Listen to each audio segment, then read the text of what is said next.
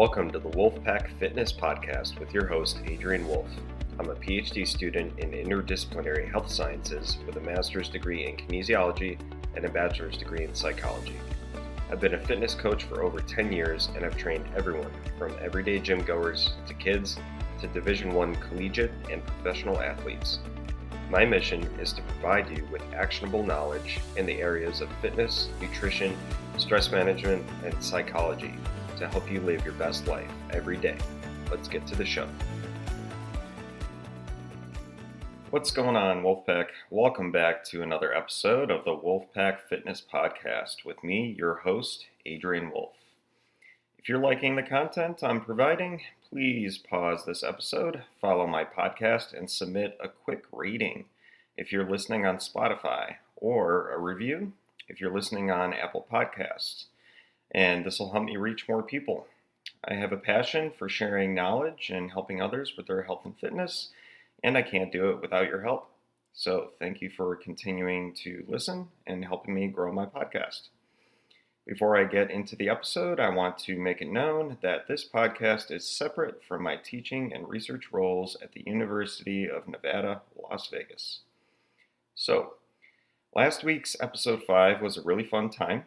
I had my first guest on the show. His name is David Lonergan, and you can find him on Instagram at Triple Threat Transformation. And we had a great conversation about his experience in the Marine Corps and how his transition to civilian life as a veteran shaped his passion for working in the fitness industry.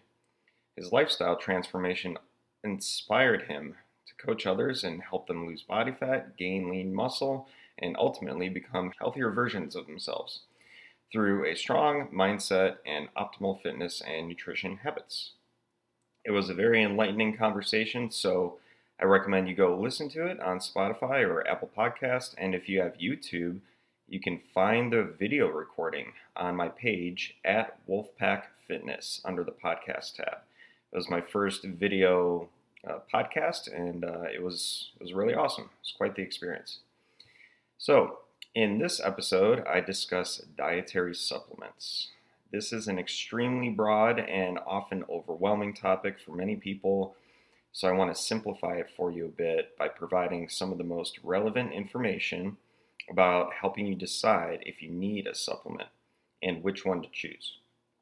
I start off with some background information on dietary supplements, what they are, how they differ from medications, and how they are regulated, or regulated to limited extent if I want to be more specific.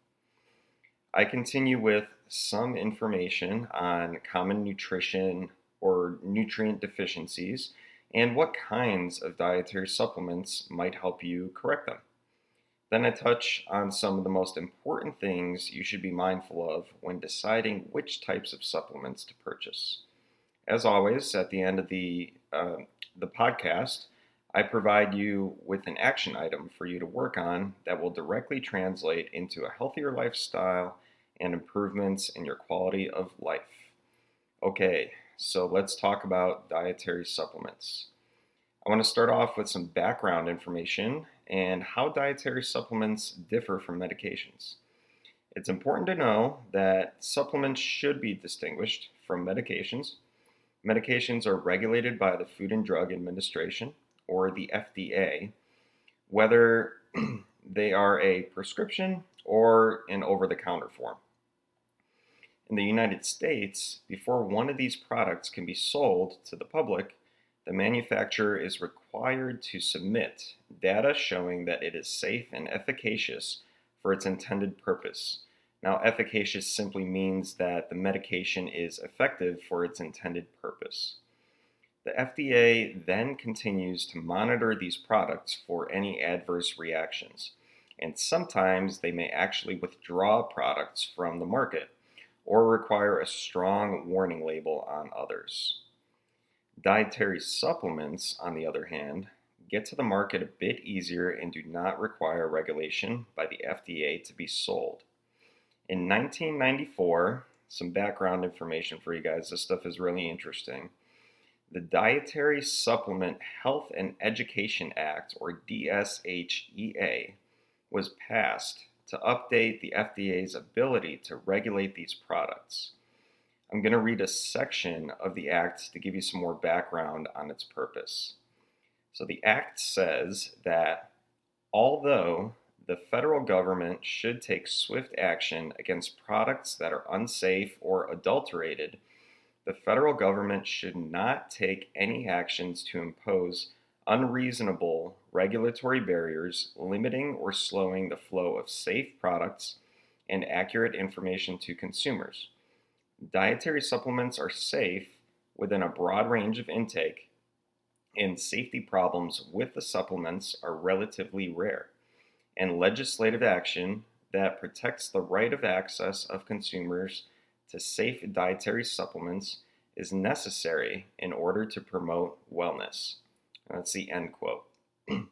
So, to summarize on that, the Act was passed to make it easier for products defined as dietary supplements to be available to the general public by reducing the barriers associated with getting them to the market, meaning these products are not regulated by the FDA unless an issue with their purity, potency, safety, or efficacy is identified after they get to the market. This is why you see so many products out there, many of which have questionable safety and effectiveness, but I'll talk about that a little bit more. So let's go back to the Act, and I want to talk about why the government passed it.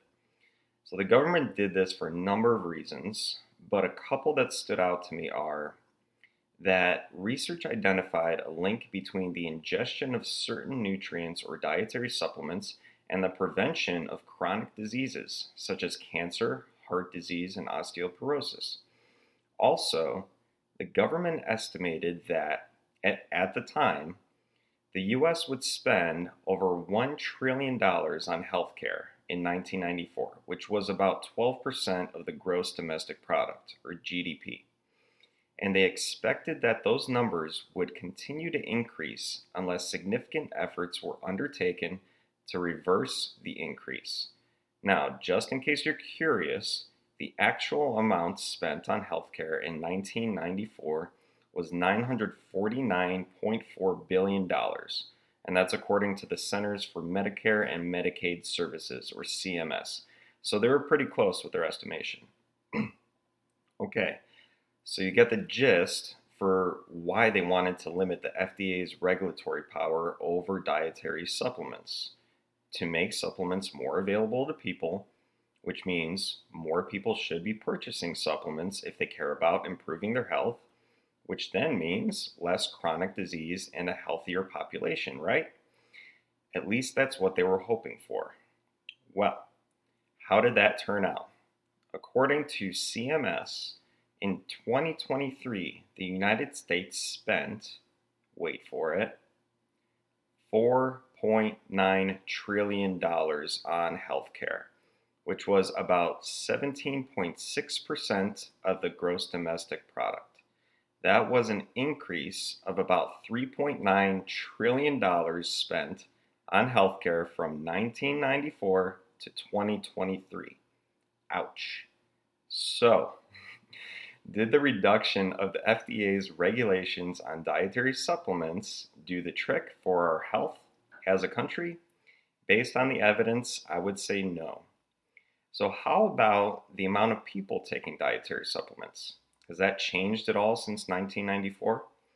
According to the National Health and Nutrition Examination Survey, also known as NHANES, you might have heard of it, it's a nationwide survey started in the 1960s that collects data on the health and nutritional status of adults and children in the U.S. So based on that survey, approximately 42% of the U.S. adult population used at least one dietary supplement between 1988 and 1994. The same survey taken between 2017 and 2020 showed that approximately 58.5% of U.S. adults used any dietary supplement. And another more recent 2023 survey by the Council for Responsible Nutrition, or CRN, showed that approximately 74% of U.S. adults took dietary supplements, with 55% qualifying as what they referred to as regular users. So, it's clear that our dietary supplement intake has gone up since 1994, but so have healthcare costs and chronic disease, the opposite results of what was intended. Now, does this mean that you should just throw away any and all dietary supplements you're taking and never purchase any again? Well, not exactly. All right, so don't go there. Dietary supplements can be beneficial in specific circumstances, which I'll get to later in the episode. But first, I'm going to take a deeper dive into what a dietary supplement actually is and what it's truly intended for before you consider purchasing one. So this is information you should consider before you actually purchase a supplement. So according to the Dietary Supplement Health and Education Act, which I mentioned earlier, a dietary supplement is defined as a product other than tobacco intended to supplement the diet that bears or contains one or more of the following dietary ingredients: a vitamin, a mineral, an herb or other botanical, an amino acid, which is a compound that proteins are made of, a dietary substance for use by man, that's how they defined it, or a woman, I'd like to add, to supplement the diet by increasing the total dietary intake, or a concentrate, metabolite, constituent, extract, or combination of any of the aforementioned ingredients, end quote. And there's more legal jargon, but that touches on the primary substances that can be considered dietary supplements. I want to stress a particular section of that definition that bears repeating. A product intended to supplement the diet. This means that you should be taking the supplement in addition to eating foods that promote health and well-being, such as whole foods like fruits, vegetables, nuts, seeds, and high-quality oils and meats. Using a dietary supplement as an excuse for eating mostly ultra-processed, highly palatable foods, like I discussed back in episode 3, if you guys haven't listened to it, go check it out, it's a good one, is not adequate for achieving the health you desire. This is more than likely a contributor to why healthcare costs have risen so dramatically since 1994, when the Supplement Act was actually passed. People are continuing to take more supplements, but they don't have the foundations of a healthy lifestyle in place to go along with them. Meaning, you're getting adequate sleep, you're exercising, you're managing your stress, and, of course, nutritional choices. However, if you are already eating a diet composed of whole, minimally processed foods, you still may be deficient in certain nutrients, although your odds of meeting your daily nutrient requirements are far better than if you are eating nutrient-depleted foods. So let me explain why you may still be deficient in certain nutrients, even if you are already eating pretty well. First off, unless you buy your food from a local farmer's market, chances are that the food has been transported for some distance and time to get to your grocery store. Then it sits there a little while before it makes its way to your shopping cart, and then it sits in your home for a bit until you finally cook and eat it. That could be multiple days or even weeks. This, along with modern farming practices, greatly reduces the amount of nutrients available for you to absorb from your foods. So I found this really insightful article published in 2024, pretty much brand new, in the scientific journal Foods. And it was titled, "An Alarming Decline in the Nutritional Quality of Foods, the Biggest Challenge for Future Generations' Health." So I'll link to it in the show notes so you could check it out if you want.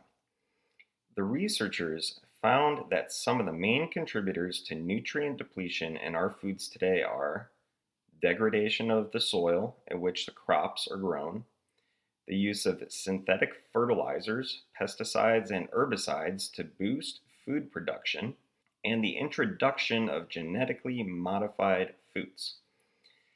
Based on these and other factors, they found that numerous studies showed a significant percentage decline in the vitamin and mineral content of many fruits and vegetables between 1963 and 1992. And this includes just a few examples here for you guys. Vitamin C, which saw a 15% decline, vitamin A, 18% decline, magnesium, 21% decline, calcium, 29% decline, and iron, 32% decline. The point here is that no matter how nutritious of a diet you eat, based on modern farming practices, meeting all your nutrient requirements is still challenging, especially if you're a competitive athlete and you require higher caloric and nutrient intake. Once again, I would argue that if your diet is composed of mostly whole, minimally processed foods, you are definitely much closer to meeting your requirements than if you didn't. But if you want to be sure, go to your doctor and get a blood test done for common nutrient deficiencies and see if you need to fill any gaps. If you aren't currently eating many whole foods, my recommendation would be for you to start slowly and incorporate a serving or two every day to start boosting your nutrient intake. But regardless of your food choices, be sure to stick around for the action item at the end of the episode. Okay, so now that you know some background on dietary supplements and that you may need to be taking one, depending on your unique situation, of course, let's talk about common nutrient deficiencies like specific vitamins and minerals, what these deficiencies can lead to, and what you can do about it through supplementation. There are many, so I'm just going to touch on a few of the more common ones. So the first common nutrient deficiency is vitamin D. As of 2022, it's estimated that about 42% of people are deficient in vitamin D. This deficiency should come as no surprise, as most of us are indoors most of the day at sedentary jobs.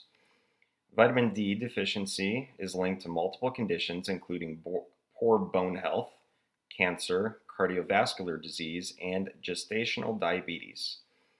The National Institutes of Health, or NIH, advises adults up to 70 years old to consume 800 international units, or IU, per day, but some functional medicine practitioners recommend taking doses of 2,000 to 5,000 IU per day for optimal health. It's difficult to get all your vitamin D from food alone, but some foods that you can get it from are oily fish, like salmon, mackerel, and sardines.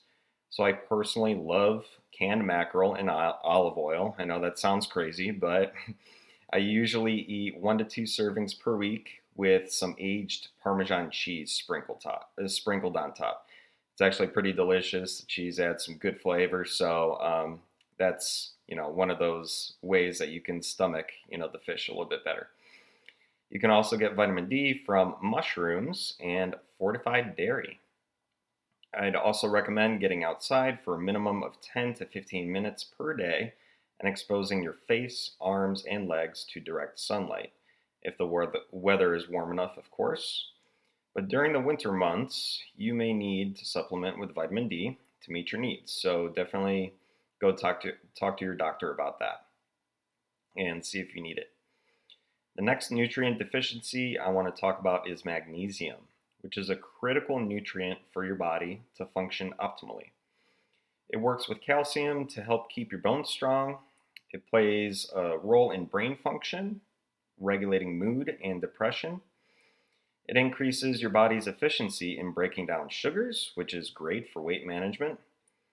Balances hormones that regulate your circadian rhythm, which is going to help you with your sleep. It also increases skin hydration and improves its appearance. And there's really so much more, but those are a few of the main things. You can get it in your diet from eating nuts, seeds, green leafy vegetables, avocados, milk, and beans. Some signs of low magnesium levels are nausea, constipation, headaches, numbness or tingling in the legs or hands, or even heart palpitations. So the FDA recommends that adult men get between 400 and 420 milligrams per day, and women get 310 to 320 milligrams per day. Once again, check with the doc about testing and supplementation if you feel like you need it.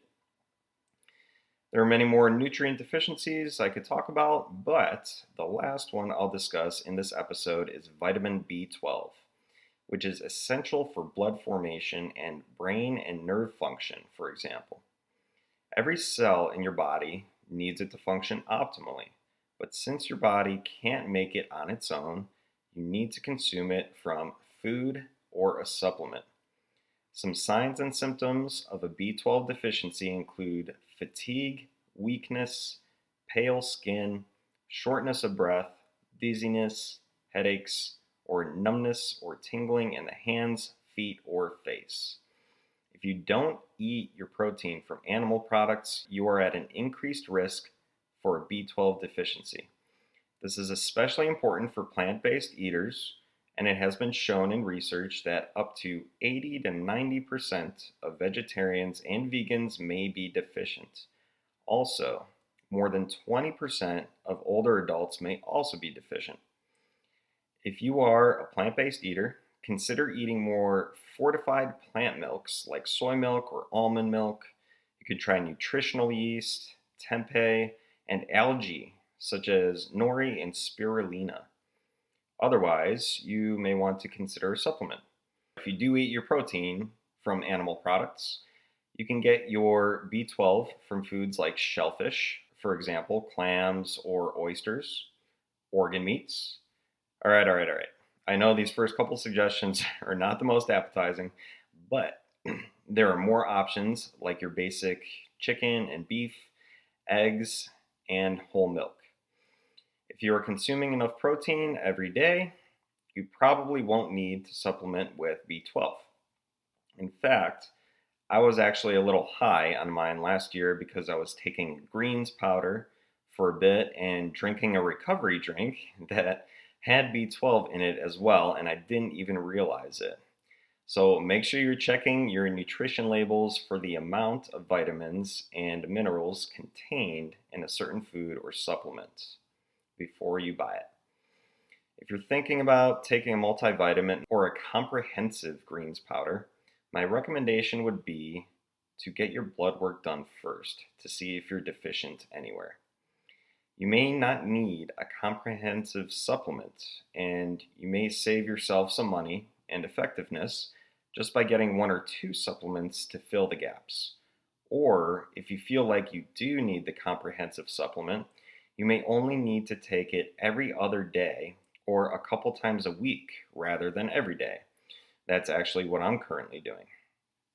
Okay, before I get to this week's action item, I want to share some important things you should consider when purchasing supplements to make sure you're getting the best and safest one for you. All right, so first, be careful of extravagant claims. If it sounds too good to be true, like curing a particular disease or condition, it probably is. Make sure any testimonials or reviews about certain supplements are from credible sources, like healthcare professionals or registered dietitians, and if they have any financial ties to the product. So if they do, it's good to be skeptical, but do some more research and see who else is recommending the product. Next is to be careful of the notion that if a little bit is good, more must be better. There are recommended upper limits of many nutrients to avoid toxicity, so make sure you're taking the recommended dose and speak to your doctor to make sure that taking more is actually necessary. Be skeptical of buzzwords like all natural, clinically proven, anti-aging, etc. They're often vague and seductive claims used in marketing, so go to the product's website, see how they source their product, see what professionals are saying about it, and look at credible websites like healthline.com or examine.com, and I'll link to both of those in the show notes. They'll give you an idea and they'll allow you to dig deeper into specific supplement benefits. If you're taking any prescription or over-the-counter medications, make sure you talk to your doctor prior to using any dietary supplements to avoid any potential adverse reactions. All right, next one's a big one. If you're an athlete, this consideration is especially important, but it's still highly relevant for general health as well.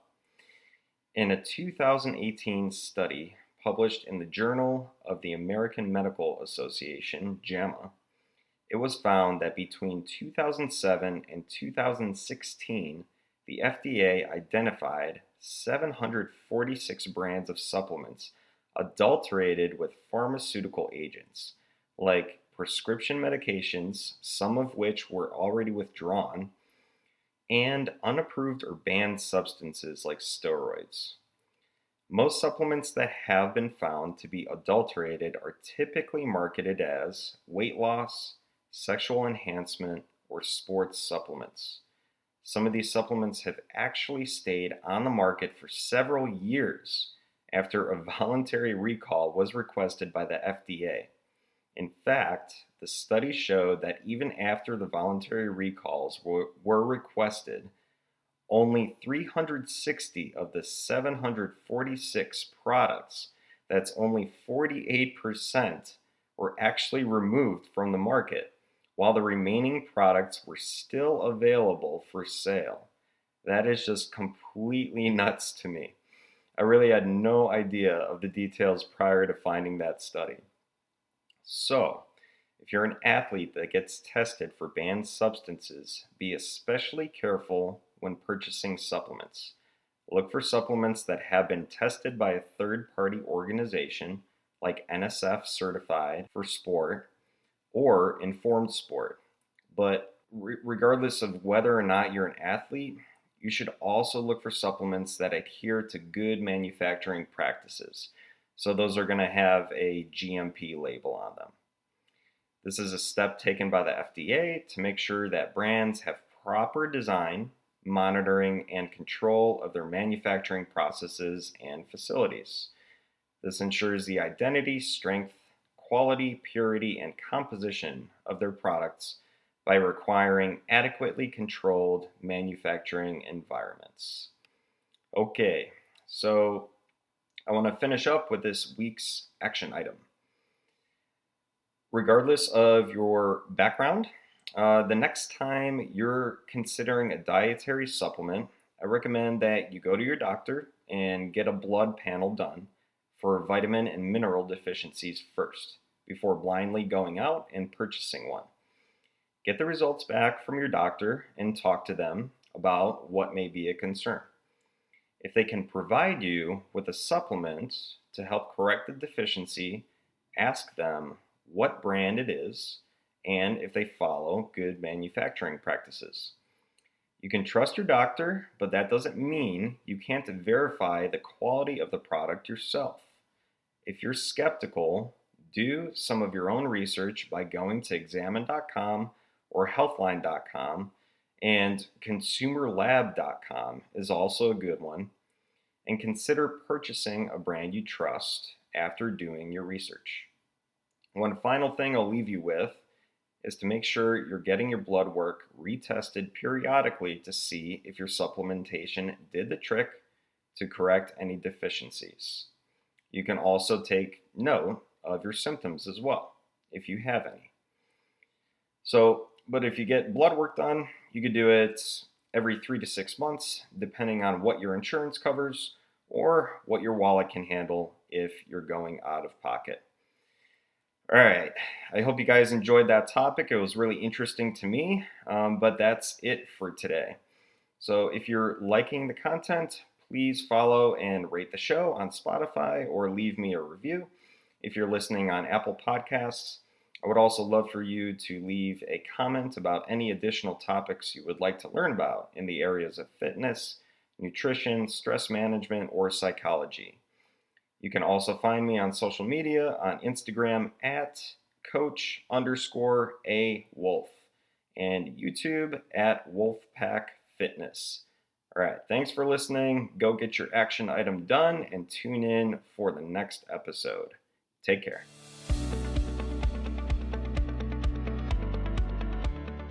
Thank you for listening. If you like the content, be sure to follow my podcast, leave a review, and check out the show notes for additional details and links discussed in this episode. My mission is to provide you with actionable knowledge in the areas of fitness, nutrition, stress management, and psychology. It is often said that knowledge is power, but I like to say that knowledge applied is even more powerful. Take what you learned today and find a way to apply it to your lifestyle so you can continue living your best life. Thanks, and be sure to activate the new episode notifications to be the first to learn about new and exciting content. See you next time.